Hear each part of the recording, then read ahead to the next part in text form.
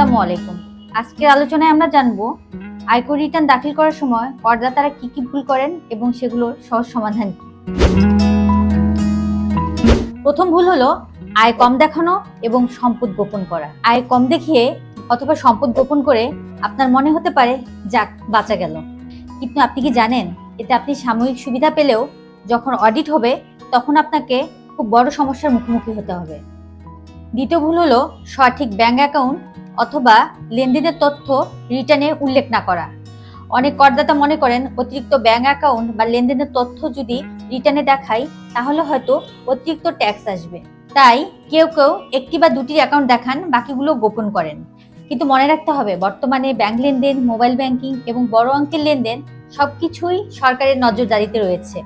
যদি কর ফাইল করার সময় এই তথ্য গোপন করেন তাহলে ভবিষ্যতে অডিট বা তদন্তে এগুলো সব বেরিয়ে আসবে। তখন শুধু জরিমানাই নয়, আপনাকে আইনি জটিলতার মুখোমুখি হতে হবে। তৃতীয় ভুল, রিটার্ন জমা দেওয়ার সময়সীমা পার হয়ে যাওয়া। অনেকেই শেষ মুহূর্ত পর্যন্ত অপেক্ষা করেন, ফলাফল প্রয়োজনীয় কাগজপত্র জোগাড় করতে দেরি হয়ে যায়, এতে হিসাবে ভুল হয়, যার কারণে সময়সীমাটা পার হয়ে যায়। আইন অনুযায়ী প্রতি বছর 30শে নভেম্বর হচ্ছে আয়কর রিটার্ন জমা দেওয়ার শেষ সময়। খুব বেশি সমস্যা না হলে সরকার এর সময়সীমা বৃদ্ধি করেন না।